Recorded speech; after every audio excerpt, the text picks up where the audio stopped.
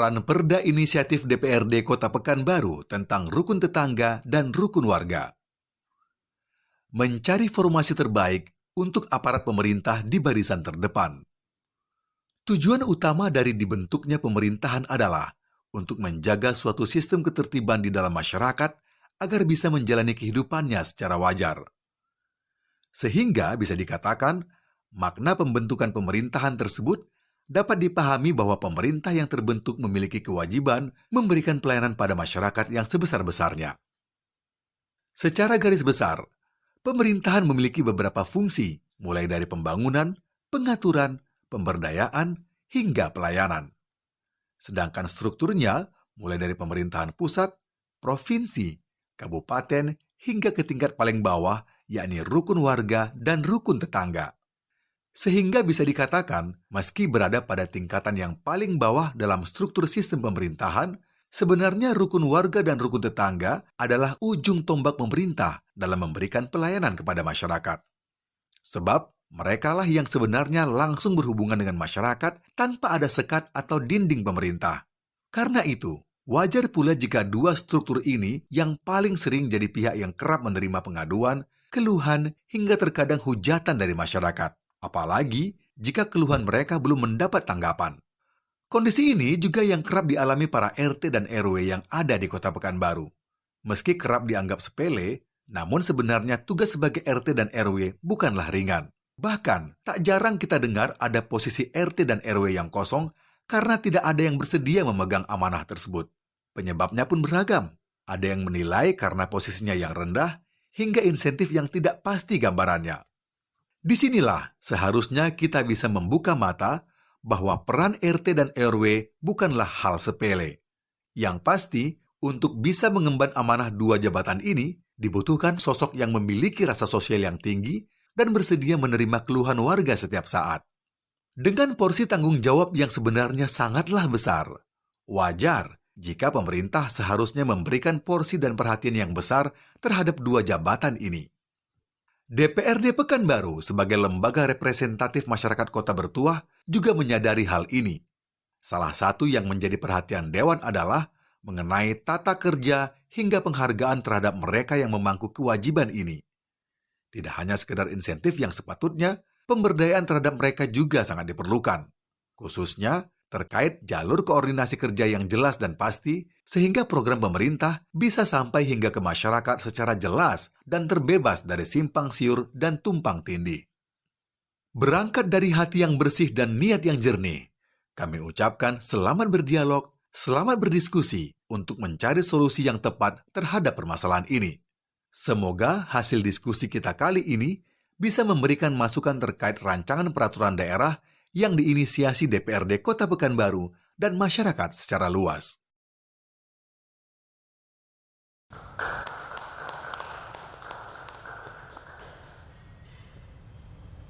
Buah durian dari hulu, pokoknya banyak di kebun Pak Abu. Bertemu kembali Enci, Tuan-Tuan, Bapak dan Ibu dalam dialog Ranperda Kota Pekanbaru. Assalamualaikum warahmatullahi wabarakatuh. Selamat malam pemirsa, saya Dewi Alizar kembali hadir menemui Anda dalam program acara Dialog Tanjak Putra Madani, Tatanan Kebijakan Publik dan Peraturan Daerah Madani. Program yang digagas oleh DPRD Kota Pekanbaru ini dimaksud untuk mensosialisasikan dan juga meminta masukan dari masyarakat tentang rancangan peraturan daerah yang sedang dibahas oleh DPRD Kota Pekanbaru terkait masalah-masalah yang sedang dihadapi oleh masyarakat di Kota Bertuah ini. Dan pada malam hari ini, ranperda yang akan kita diskusikan adalah tentang ranperda inisiatif DPRD Kota Pekanbaru tentang rukun tetangga dan juga rukun warga. Dan untuk itu telah hadir di studio 3 orang narasumber. Yang pertama ada Bapak Zulfahmi. Assalamualaikum Bapak Zulfahmi. Waalaikumsalam. Beliau adalah anggota DPRD Kota Pekanbaru sekaligus Ketua Badan Pembentukan Perda DPRD Kota Pekanbaru. Baik, yang di tengah ada Bapak Bambang Hermanto MA. Assalamualaikum Pak Bambang. Waalaikumsalam. Beliau adalah staf ahli Badan Pembentukan Peraturan Daerah DPRD Kota Pekanbaru. Dan paling ujung ada Bapak Dr. Jupendri Esos MIKOM. Assalamualaikum Pak Jupendri. Assalamualaikum warahmatullahi wabarakatuh. Ya, beliau adalah akademisi dan juga pengamat sosial. Dan pemirsa, untuk mencegah dan menghindari penyebaran COVID-19, dalam acara ini kami telah menerapkan protokol kesehatan yang cukup ketat kepada semua yang terlibat dalam acara ini. Pemirsa, di Kota Pekanbaru saat ini terdapat 12 kecamatan dan juga 83 kelurahan. Dan dari jumlah 83 kelurahan tersebut tentunya terdapat banyak sekali RT dan juga RW di Kota Pekanbaru. RT dan RW adalah salah satu bagian dari struktur pemerintahan yang langsung berhubungan dengan masyarakat. Namun sayangnya perhatian dan juga penghargaan terhadap pejabat RT dan RW ini belum diberikan dengan sepenuhnya.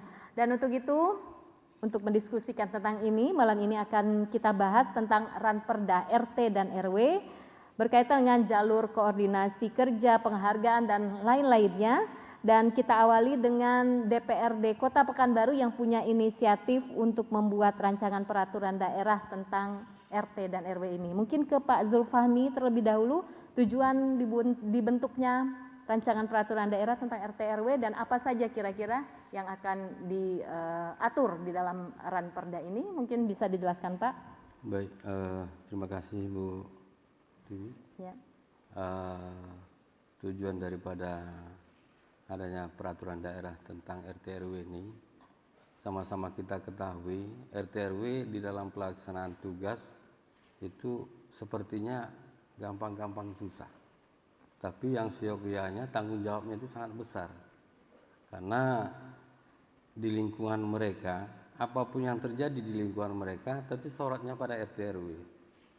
Dan juga kinerja-kinerja kita sangat kita tuntutkan dalam pelaksanaan untuk kegiatan hari-hari walaupun di lingkungan kita. Tapi kita dari pemerintah sedikit tak mungkin terabaikan, apa namanya itu. Yang jelas saat ini ya mereka menerima daripada hasil daripada, bukanlah hasil, bagaimana itu namanya itu, insentif itu. Sementara kita masyarakat maupun pemerintah menuntut kinerja mereka, tapi hak mereka untuk akan hal itu terabaikan.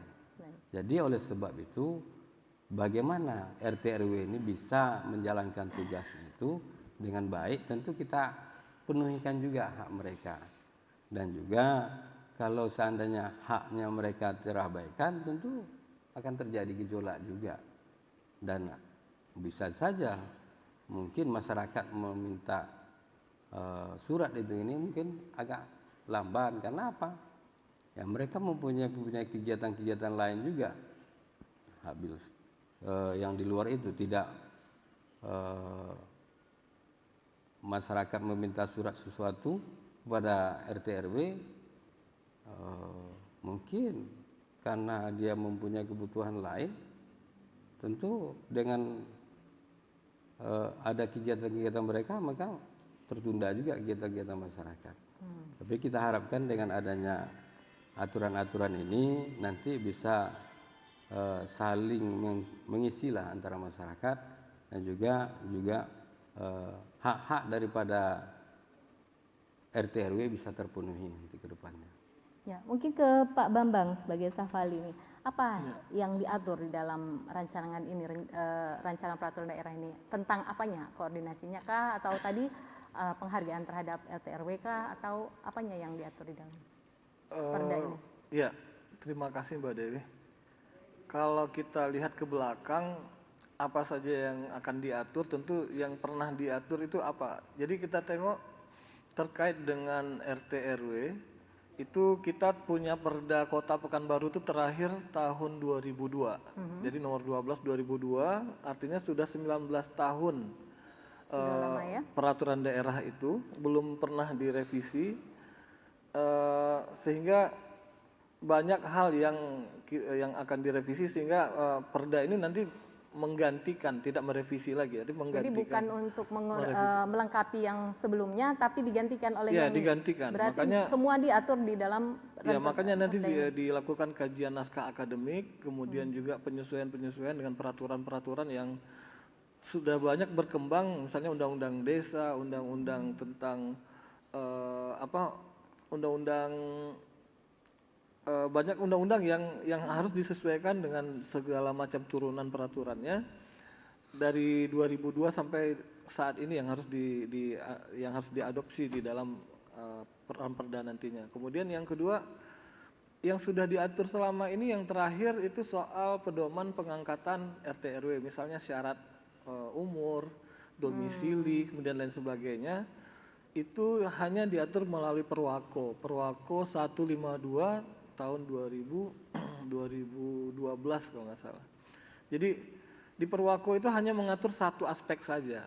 Jadi pedoman, dan itu pun selama ini selalu debatable, dan lurah itu selalu menjadi hakimnya. Misalnya begini, di suatu daerah itu, di lingkungan saya sendiri, diatur misalnya maksimal umurnya itu calon RT pada saat diangkat itu 60.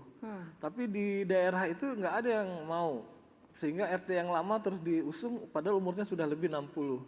Akhirnya kata Pak Lurah, ya udahlah kalau gitu. Begitu jadinya. Apa penyebab kira-kira Pak nggak ada yang mau jadi RT ini? Ya, di tengah masyarakat ini kan begini ya, RT RW ini kayak inilah, ada orang yang kalau saya lihat ada berbagai faktor, misalnya di daerah-daerah tertentu yang kita sebut lahan basah saja lah, misalnya kawasan elit, kawasan perdagangan, industri, yang banyak usaha di sana sehingga bisa dipungut pungutan sosial dan lain sebagainya, itu malahan pemilihan RT RW itu kayak pemilihan lurah atau pemilihan kepala desa gitu, pakai kampanye, bahkan pakai tim sukses gitu. Sementara di daerah-daerah yang banyak masalah, banyak orang susahnya gitu, terus infrastrukturnya sangat terbatas, itu orang malas jadi RT. Karena memang di satu sisi kalau ditimbang dengan insentif ya tidak sebanding gitu. Jadi kalau berbakti atau pengabdian ya mungkin orang masih berpikir karena banyak hal yang harus diselesaikan untuk pribadi dan keluarga. Jadi itu faktor-faktor yang membuat orang kadang malas atau bahkan semangat jadi RT RW. Biasanya lihat situasi daerahnya gitu. Nah, jadi sementara di luar persoalan pengangkatan, syarat-syarat pengangkatan, pedoman tata cara pengangkatan dan pemilihan RT RW itu banyak masalah sebenarnya. Yang pertama soal pemekaran, penggabungan atau pembentukan wilayah rukun tetangga atau rukun warga. Misalnya di komplek baru itu misalnya ada kawasan 2 sampai 5 hektar langsung dikembangkan perumahan, itu biasanya sudah cukup syarat untuk menjadi satu RT bahkan satu RW. Itu apakah melalui pembentukan daerah RT RW, pengembangan atau pemekaran, itu ada metodologinya. Nah, ketika itu nanti bukan berarti tidak ada masalah. Yang masalah itu ketika misalnya pemekaran. Pemekaran itu terutama terkait infrastruktur. Misalnya di suatu daerah, ini dahulunya di satu RW. Satu RW itu biasanya ada satu masjid, kemudian satu komplek tanah kuburan, berarti satu SKM ya, sosial kematian yang muslim misalnya. Nah, nanti ketika pecah ini kalau nggak diatur dengan baik, ini justru masyarakatnya terpecah gitu. Kayak pembagian harta gono gini ya Iya, Pak ya? jadi yang RW Punya induk bilang, siapa, oh ini masjid kami gitu. Nah, oh ini tidak masjid ini, jadi akhirnya terjadi. Kemudian yang ketiga, persoalan yang paling penting yang ingin diatur dalam perda ini adalah meningkatkan partisipasi dari artinya meningkatkan kinerja dan partisipasi RT dan RW untuk menunjang program pemerintah. Karena RT RW ini kan ibaratnya kalau dia di pusat presiden ini, semua urusan ditangani gitu. Sampai orang mau bercerai pun ke rumah PRT dulu, kan begitu. Yang mau nikah ke situ, yang mau cerai ke situ, yang mati ke situ, yang lahir ke situ. Jadi semua urusan ditangani. Yang narkoba ke situ, yang nanti segala macam gitu. Jadi kalau kita lihat, kalau partisipasi dari RT dan RW ini tidak baik, maka banyak program yang akan sulit, misalnya pencegahan narkoba, kemudian juga misalnya KDRT dan lain sebagainya, itu memang menuntut tingkat partisipasi yang lebih dari RT dan RW. Makanya dibutuhkan satu rancangan peraturan daerah yang bisa meningkatkan partisipasi dari RT dan RW, di samping juga meningkatkan insentif yang barangkali nanti bisa meningkatkan Berarti di semangat dan dalam prestasinya Ranperda juga. ini nanti ada dicantumkan minimal insentif untuk Iya, RT RW ini ya? iya, Ya, termasuk di situ. termasuk di bagian itu. Baik ke akademisi nih, pengamat sosial Pak Jupendri. Bagaimana idealnya seharusnya menata atau mengatur tentang RT RW ini? Baik, sebagaimana dikatakan tadi bahwa regulasi tentang RT RW ini bukan yang baru. Walaupun sekarang DPRD berniat berinisiatif untuk buat ranperda RT RW itu, tapi tadi sudah dikatakan 19 tahun yang lalu itu Berarti tidak dipakai lagi? sudah ada Perda nomor 12 tahun 2002 tentang RT RW itu. Nah, yang menarik itu adalah tentu kita lihat apakah persoalan tadi sudah sampaikan juga karena adanya perubahan peraturan yang terbaru, kemudian juga ada problem di fungsi RT RW yang saat ini sudah mengalami perubahan.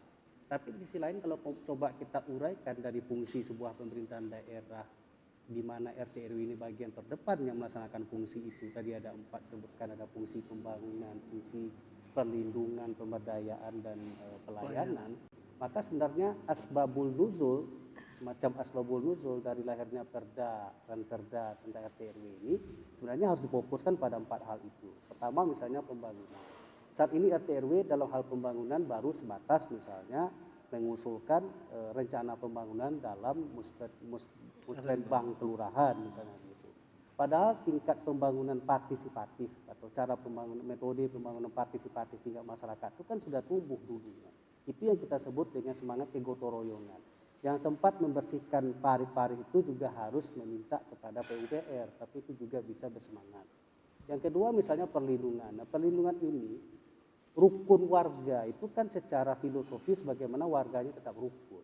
Kalau semua persoalan di masyarakat lari kepada pidana, kepada kepolisian, maka perlindungan di masyarakat kan menjadi tidak jalan. Nah, saya kira poin-poin perlindungan dari fungsi RW ini yang kepiringnya tidak pidana ringan ataupun di bawah itu selesai di tokoh masyarakat, tidak perlu sampai di kepolisian. Tidak ingin kita penjara penuh soal itu. Yang ketiga pemberdayaan. Nah, pemberdayaan ini yang disebut dengan pola pembangunan yang partisipatif tadi.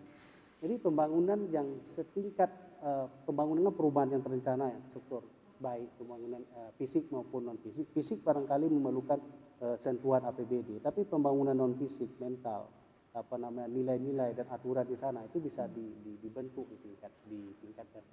Yang terakhir itu adalah pelayanan. Nah, pelayanan betul dikatakan Pak Bambang tadi, memang semua hal tempat pengaduan itu. Karena memang RW memastikan semua warga itu rukun. Kalau soal parit itu bermasalah menyebabkan orang tidak rukun, parit harus dibersihkan. Kalau misalnya jalan yang berlubang atau membuat orang jatuh, lalu kemudian orang buat berkelahi juga harus dibetulkan. Kira-kira seperti itu. Jadi 4 hal itu harus menjadi poin dalam perda ini. Dan kalau kita merujuk pada peraturan lama itu, saya tidak melihat Pak Zulfahmi semacam pembagian hak dan kewajiban yang jelas. Kemudian reward dan punishment juga tidak dimuat dalam Perda nomor 12 tahun 2002. RW juga harus berikan reward, juga harus berikan sanksi. Sanksinya tidak pidana tapi administratif. Karena itu ketika hak dan kewajibannya diberikan, dijelaskan dalam Ranperda nanti jadi perda itu, maka sanksi dan reward, ya kan, penghargaan maupun hukuman itu juga harus jelas. Berarti penghargaan dan hukuman terhadap RT RW ketika tidak menjalankan hak dan kewajiban, menjalankan kewajibannya. Nah, yang kejadian saat ini, Bu Dewi, ada ketidakjelasan atau masih kabur antara kewajiban. Di dalam Perda nomor 12 2002 ada fungsi disebut di sana.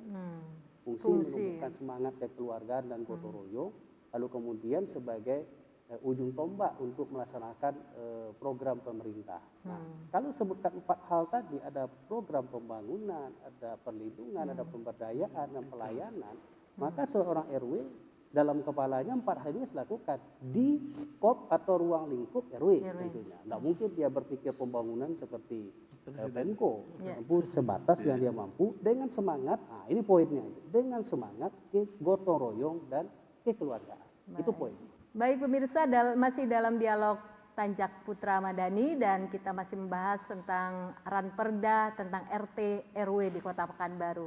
Tadi sudah kita dengarkan tujuan dari pembentukan rancangan peraturan daerah tentang RT RW dan apa saja yang nanti akan diatur di dalam rancangan peraturan daerah ini, dan tadi sudah dijelaskan bahwa ada 4 hal yang harus diatur sebetulnya di dalam Ranperda ini nantinya. Dan kami juga sudah menghimpun masukan dari masyarakat tentang RT RW. Baik, kita simak dulu komentar-komentar masyarakat tentang RT RW.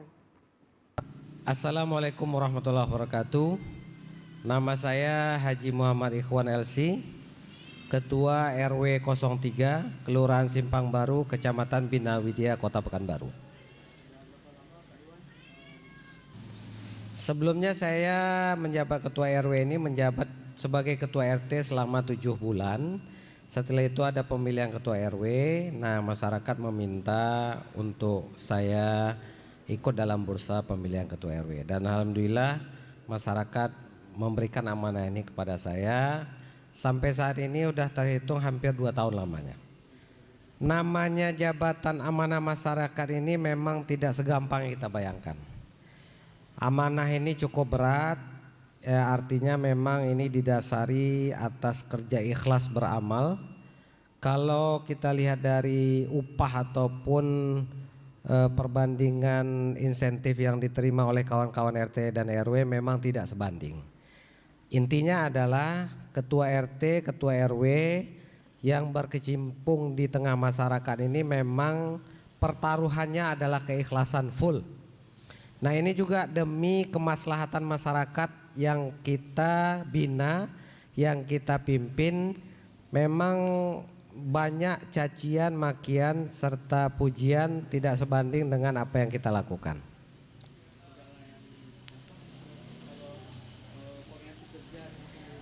Kalau koordinasi kerja dengan pemerintah ataupun atasan kita, yaitu mulai dari tingkat kelurahan atau Pak Lurah, dan di atasnya lagi Pak Camat, ini memang kadang terjadi miskomunikasi antara kawan-kawan RT RW dengan pihak kelurahan ataupun dengan pihak kecamatan. Nah, sampai saat ini memang ada sebagian dari kelurahan ataupun kecamatan ini masih sering terjadi karena kurangnya komunikasi antara instansi pemerintah kelurahan dengan bawahannya, terutama terkait dengan perhatian kondisi teman-teman yang menjadi ujung tombak paling bawah di tengah masyarakat. Honor tahun 2020 itu cuma 6 bulan. Terus yang 2021 ini kemarin ini sudah bulan ke-5 ini ya. Itu kemarin tanggal berapa barusannya, sekitar 5 hari yang lalu. Itu 2 bulan baru dikasih. Nah, 2 bulan. Saya pernah diajak sama ketua forum ke kantor camat, yaitu jawabannya itu akan dikoordinasikan ke apa namanya itu Pemko. Saya juga pernah diajak demo juga waktu itu. Saya juga nggak tahu hasilnya seperti apa, tapi sekilas saya tanya kepada ketua forum yang masuk ruangan itu, katanya Pemko tidak ada anggaran, tidak ada uang, maksudnya seperti itu. Nah, kalau tidak ada anggaran atau apa itu kan sebenarnya bukan jawaban sebenarnya itu. Bukan jawaban itu. Nah, seperti itu. Bukan jawaban gitu. Saya itu maunya itu ini RT RW ini apa sebenarnya kan gitu. Kok nggak jelas, honornya nggak jelas, aturannya juga nggak jelas. Gimana gitu. Nah, aturannya nggak jelas maksudnya gini. Kalau honor itu nggak dibayarkan, itu kendak apa masalahnya? Nah, itu. Uang yang tadinya itu dicanangkan untuk honor RT RW itu dibawa kemana? Nah, itu. Cuman sampai saat ini untuk tahun 2021 ini saja masih Januari Februari yang dicairkan. Untuk tahun-tahun yang lalu banyak yang belum. Kemarin ada tunda bayar 3 bulan. 3 bulan itu untuk 2019 atau 20 kalau tidak salah. Tapi kalau yang lain-lainnya mungkin banyak yang ditunda, dan kita juga karena tidak terlalu mengingat-ingat yang seperti itu, juga juga nggak kita ini nggak kita pasti tahunya. Cuman yang untuk 2021 itulah Januari, Februari memang sudah keluar. Lumayan bagi yang betul-betul membutuhkan.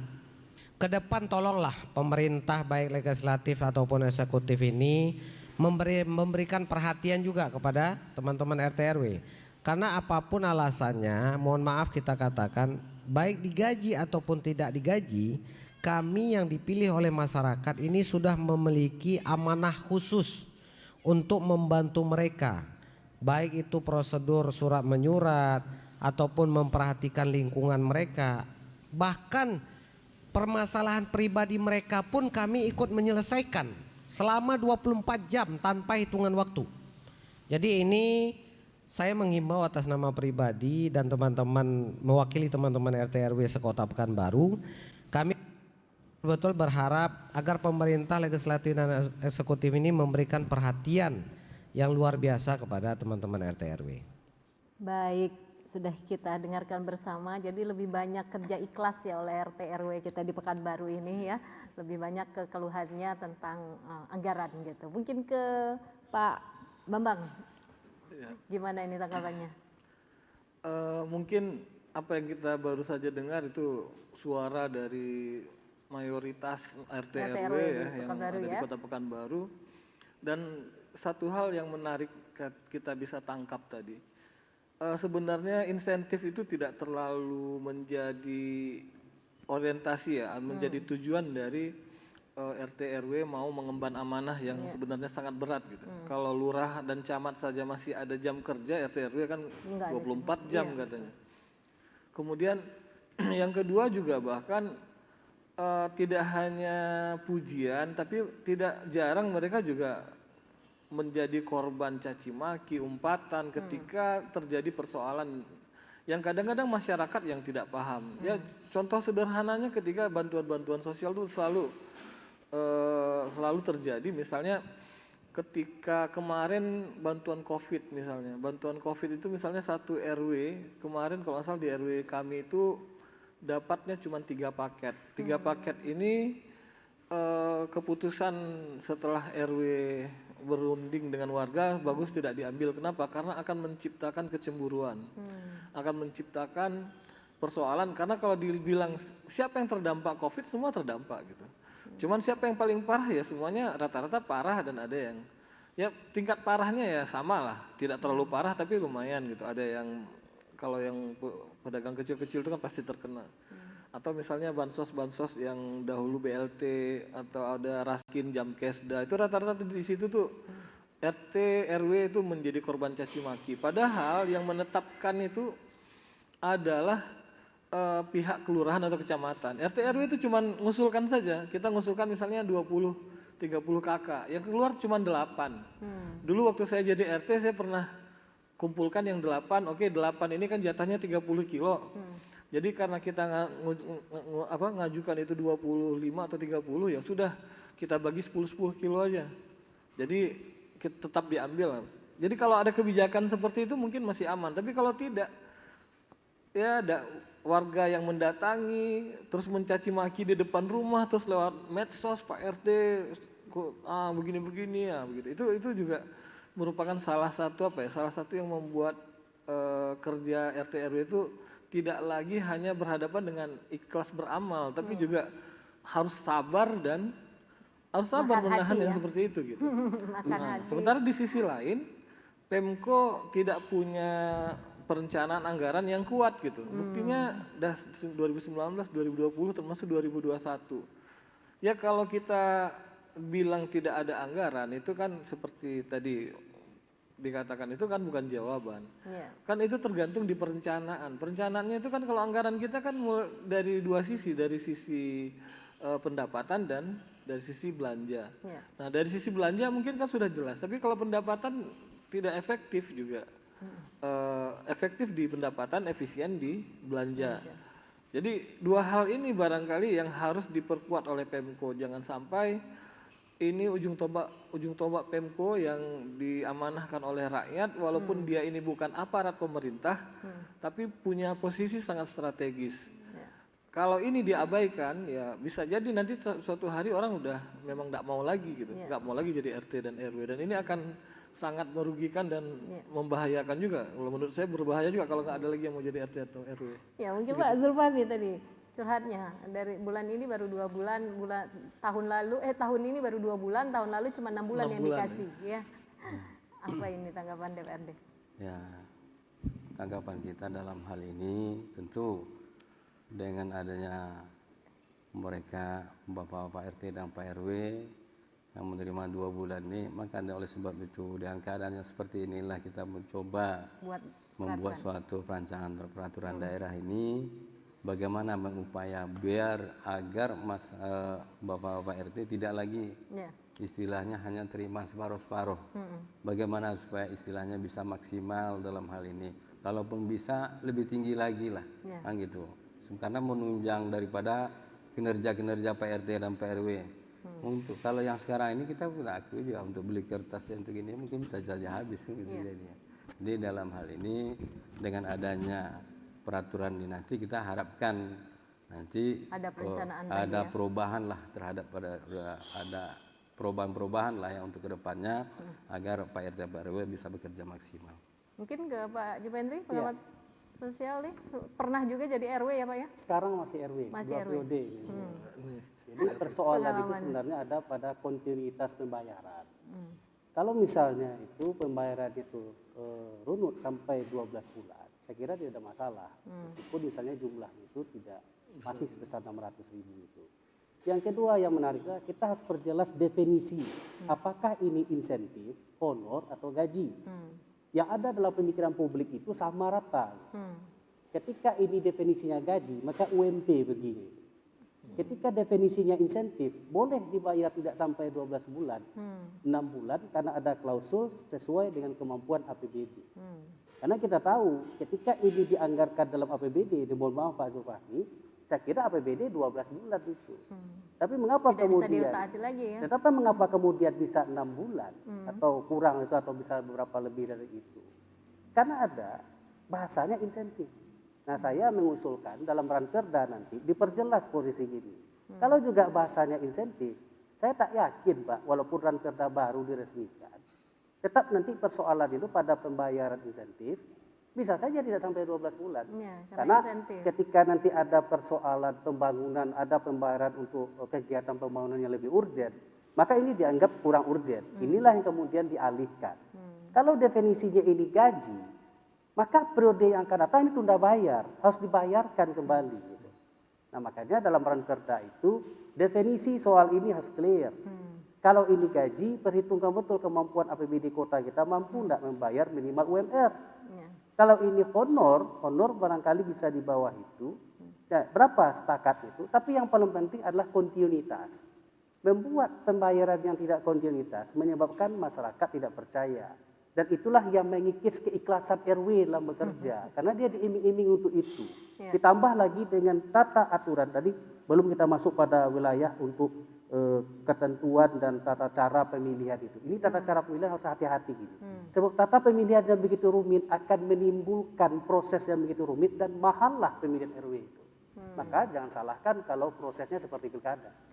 Harus disederhanakan dan tidak boleh ada pembayaran di sana. Sehingga murah biaya demokrasi kita sampai ke tingkat RW.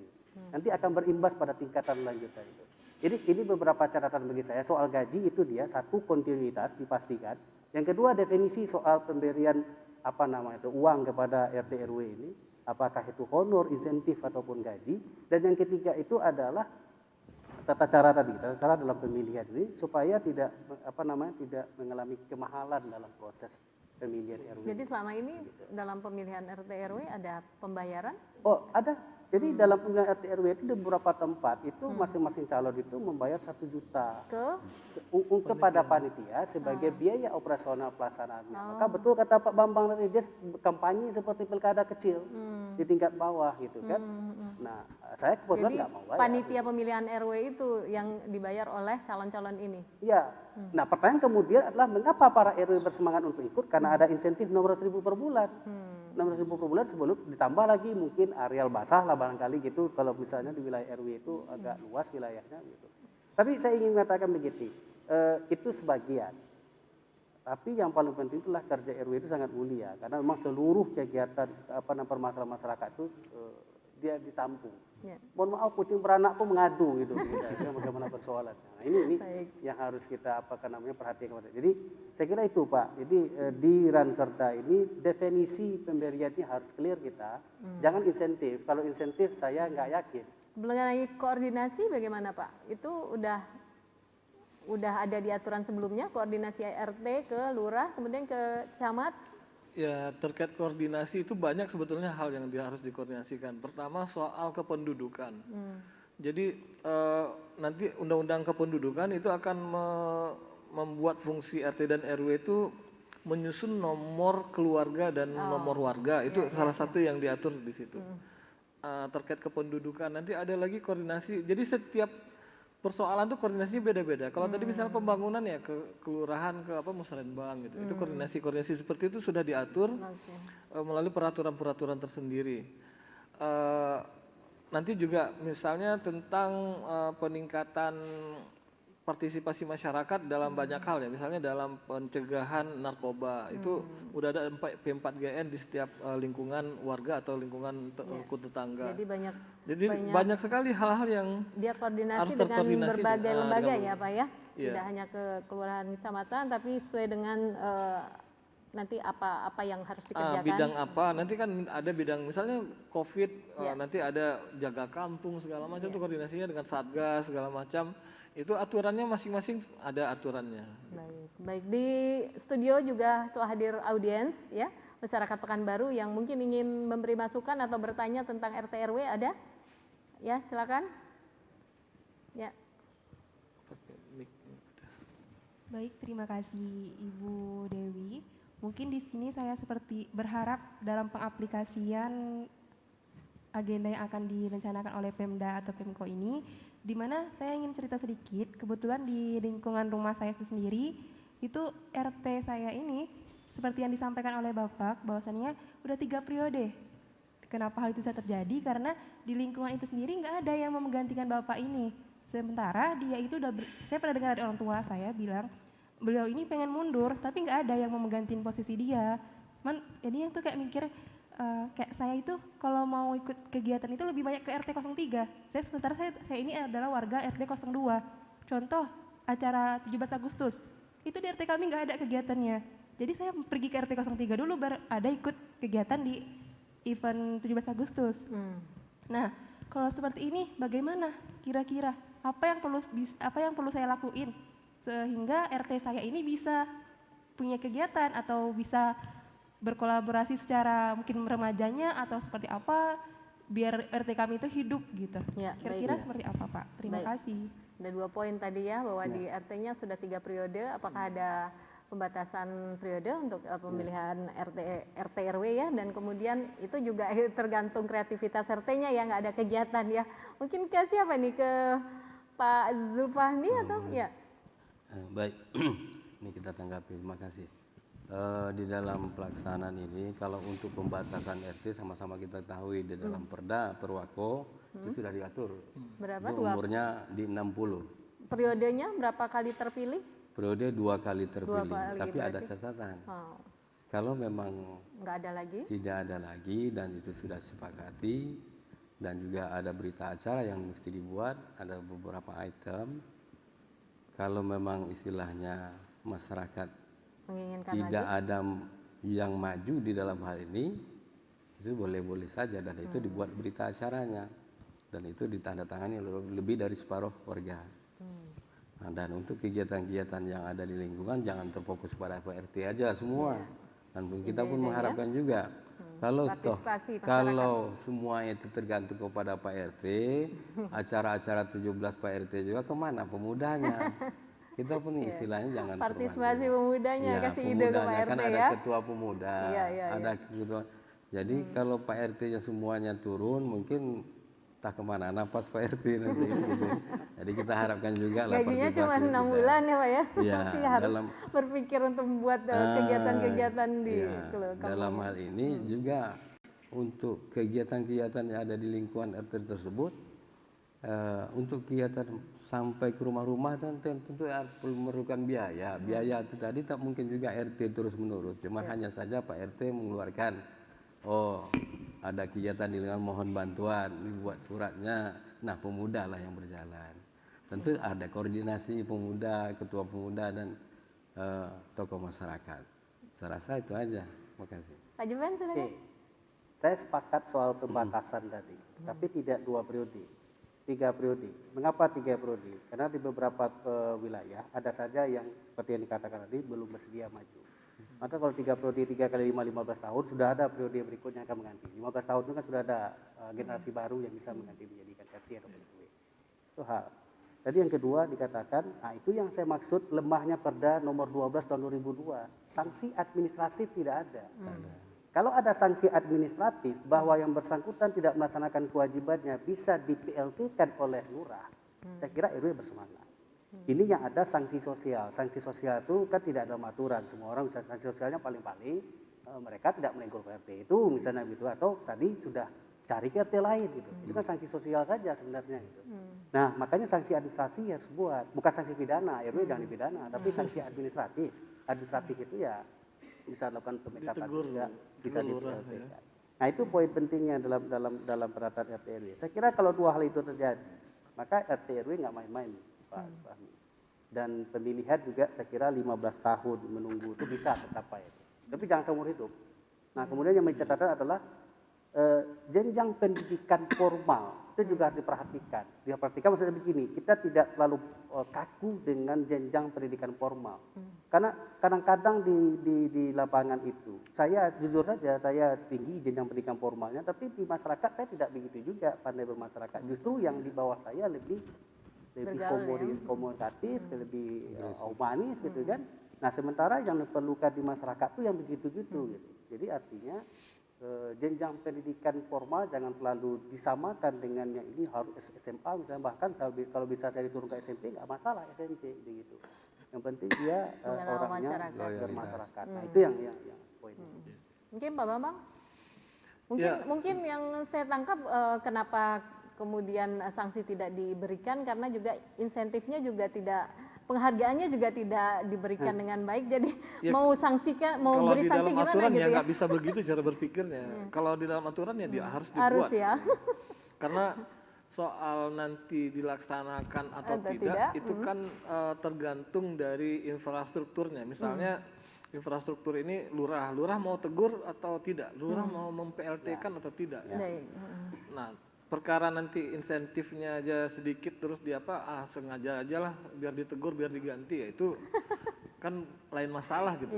Kan ada juga orang yang sebetulnya tidak mau jadi RW tapi cari cara untuk berhenti gitu. Gimana cari cara untuk berhenti? Karena memang begini juga di tengah masyarakat itu ada muncul semacam kalau sudah naik ke atas ya seranting itu misalnya jadi RT jadi RW, itu kita akan berhadapan sensitivitas sosialnya tinggi. Maksudnya begini, ada kekhawatiran masyarakat itu dia tidak mau jadi RT atau RW bukan berarti dia bukan soal insentif, bukan soal amanah, tapi dia tahu masyarakat ini memang masyarakat apa ya, yang menurut dia tuh susah nih, nggak bisa diatur nih gitu. Beda dengan dulu-dulu, kenapa RT RW dahulu zaman dahulu tuh rata-rata seumur hidup. Karena memang ketokohan gitu. Dulu kalau sudah tokoh itu ya terjaga sampai akhir.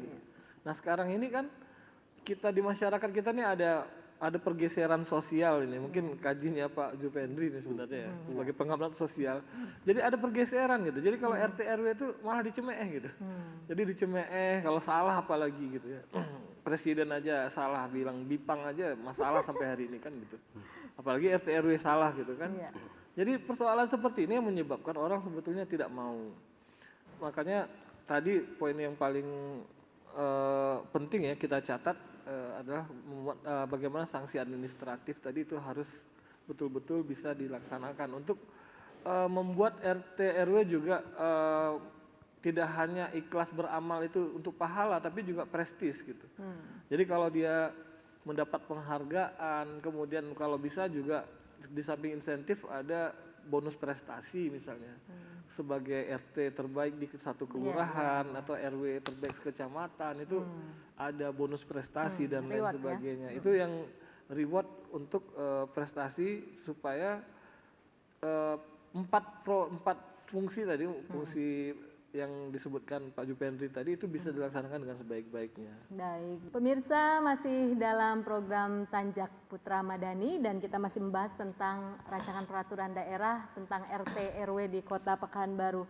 Tadi sudah ada beberapa pertanyaan dari audiens di studio tentang RT RW ya, curhat tentang RT RW yang ada di daerahnya. Mungkin ada lagi? Silakan, satu orang lagi, silakan. Ya baik, Assalamualaikum warahmatullahi wabarakatuh. Di sini Mita di bagian RT RW kami kan zaman COVID ini ada bantuan COVID gitu ya Pak, seperti BSKM. Yang sebelumnya yang warga ini dia dapat dan tahun ini dia nggak dapat gitu, karena RW yang sekarang ini yang dekat sama dia dan itu yang dikasih gitu. Jadi warga yang sebelum yang aturan dia dapat, jadi sekarang dia nggak dapat gitu. Jadi di warga situ pun banyak kayak ngutuk-ngutuk lah tiba gitu ya Pak. Kok yang dekat sama RW sekarang kok malah dia dapat yang seharusnya yang sepatutnya dia dapat malah nggak dapat gitu. Apa di pihak RW ini nggak mendata orang yang tidak mampu atau gimana gitu Pak? Baik, kita sudah tangkap bahwa ada yang diberikan, ada yang tidak, dan aturannya yang diberikan ini bantuan itu siapa, itu yang belum jelas ya, biasanya yang dekat sama RT RW itu yang dapat duluan gitu ya. Ke Pak Bambang silakan. Ya mungkin pertama harus diperjelas dulu ini bantuannya, bantuan COVID atas dasar apa, kan banyak, ada bantuan UMKM, ada prakerja, ada kemudian juga banyak bantuan ya yang nilainya itu berbeda-beda. Nah, terkait bantuan COVID ini memang kita punya masalah hari ini karena pemerintah ingin mendongkrak perekonomian sehingga seringkali verifikasi itu jadi tidak terlalu diutamakan. Sehingga sering terlihat di masyarakat yang mengajukan itu ada yang dapat, ada yang tidak, terus soal verifikasinya tidak terlalu ketat gitu ya. Ada bahkan yang tidak punya UMKM tapi dapat dana UMKM, itu ada kejadian. Dan yang perlu kita pahami, satu, itu bukan kebijakannya di level RT RW, itu kebijakannya di level tertentu, saya nggak tahu, mungkin di satuan kerja tertentu saya nggak tahu. Tapi yang jelas bukan di RT RW.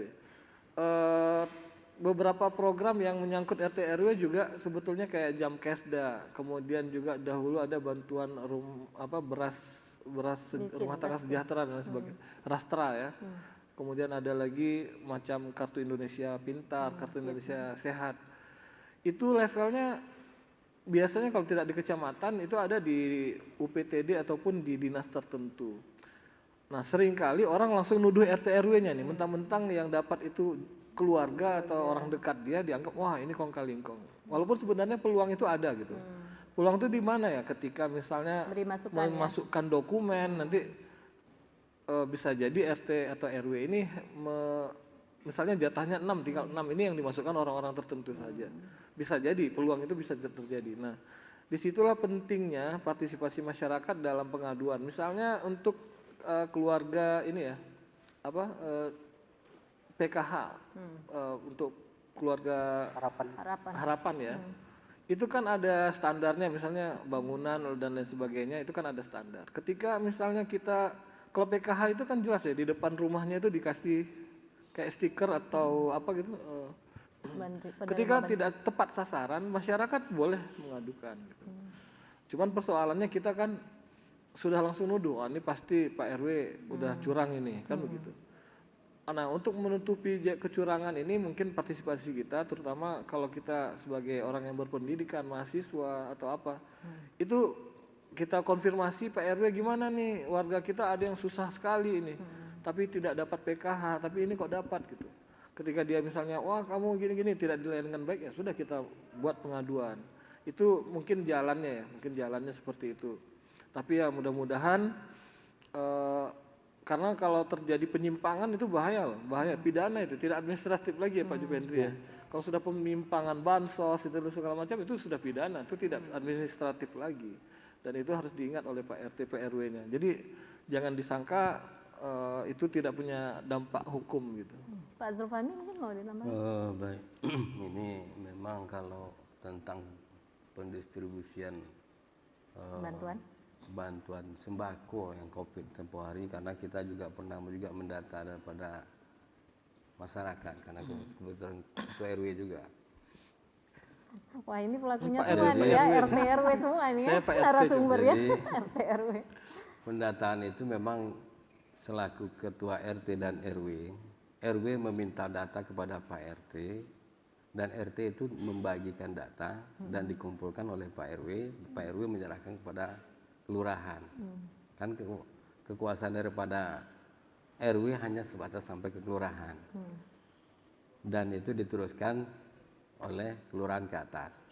Tapi yang data yang turun ke RW sampai ke bawah itu tidak sesuai dengan apa yang diajukan.